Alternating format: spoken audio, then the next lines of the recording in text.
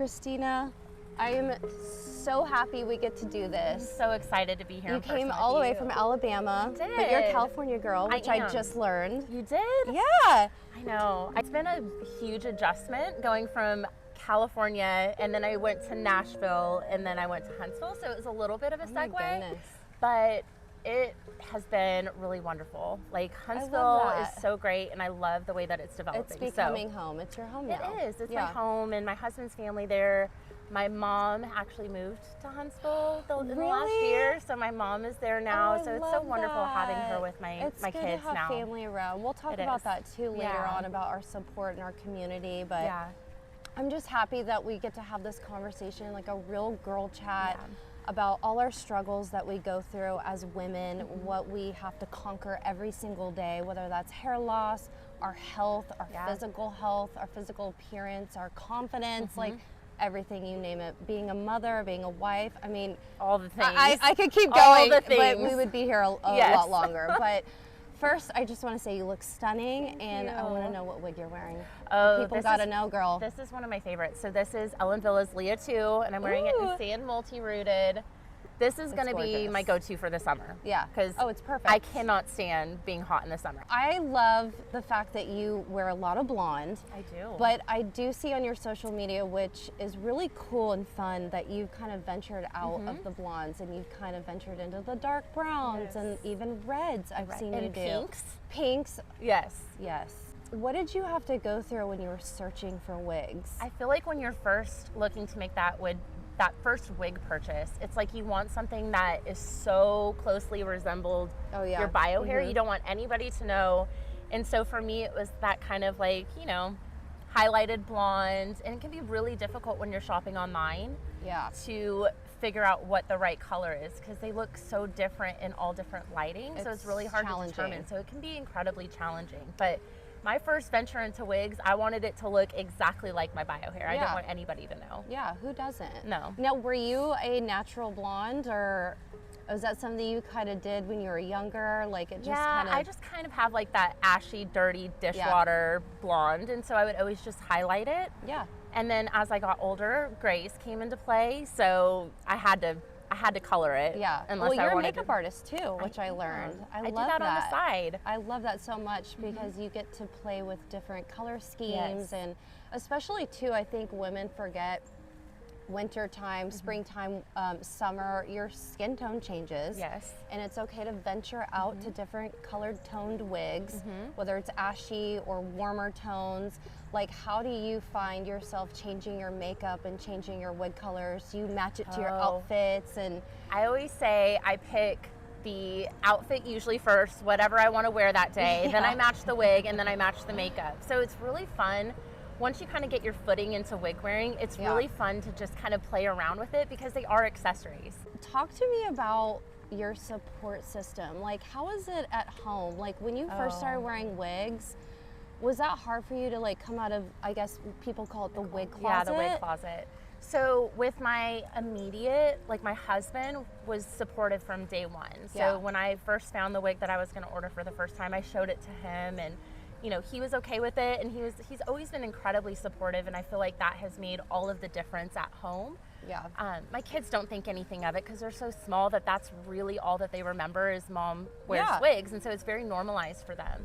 It was a little bit more difficult to kind of come out of the wig closet, but really my coworkers and like my husband's family. Yeah, like the people you're not super close to, that you don't really have, it's just acquaintances. It's just, that see you every day. It's a little more to kind of get the confidence up to come out to them. But I found myself getting to a point where I loved wearing my wigs, but I was still, I was so concerned over people knowing that I wore a wig and fussing incessantly like we do. We are so concerned that people are staring at my hairline. They see my knots, you know, they know that this is a wig, they can see the lace. And I always say we give ourselves way too much credit, because everybody here is walking around with their own problems, and they don't give a lick about our hair. I mean, half the time I change it up and people don't ever notice. So I wanted to just kind of rid myself of that barrier. And so when I finally decided to just come clean about it, I started with my closest coworkers in the office, like the women in the office that I felt comfortable with. And then I came out on social media, and when I came out on social media, which kind of was all encompassing, right? That includes ooh, were you like all like, these, oh my gosh, I'm doing it, terrifying. I'm doing it. Hitting that post button the first time, it was just The like nerves, the the rush excitement, of adrenaline, you know? But I have to say, once I did that, it was just this 100-pound weight was lifted off my shoulders. And I no longer had to worry about, do they know if I'm wearing a wig? Can they tell? Because they already knew. Yeah. So it took that fear away from me. And that was when I really started to come into my own with wig wearing and was like, you know what?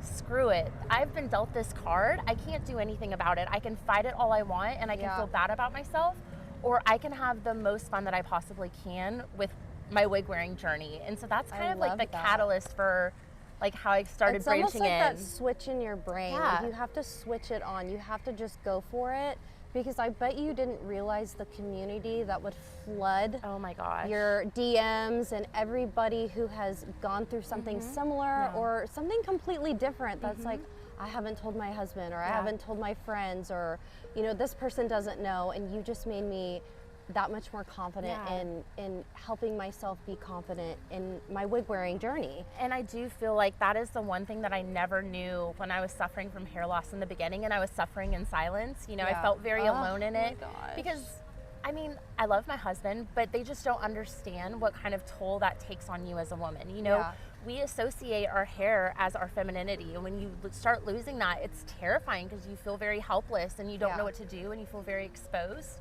And so once I discovered specifically my Instagram community, it was just, I always say confidence is contagious, and seeing these women that looked like me and just were regular everyday women, seeing them just rock their wigs with confidence. It was like it did something in me where I was like, oh my gosh, like I can do this too.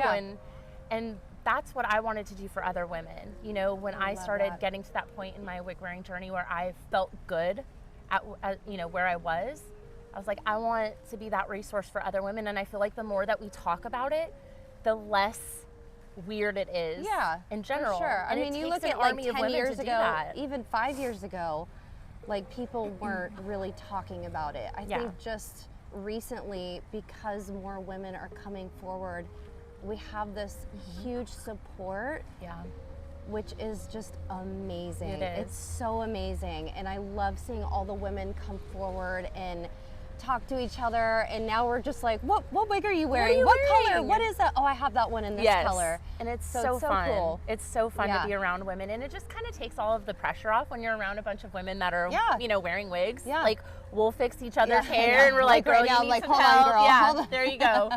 And I love that because it just takes all of the pressure off, you know? For sure. So I love it.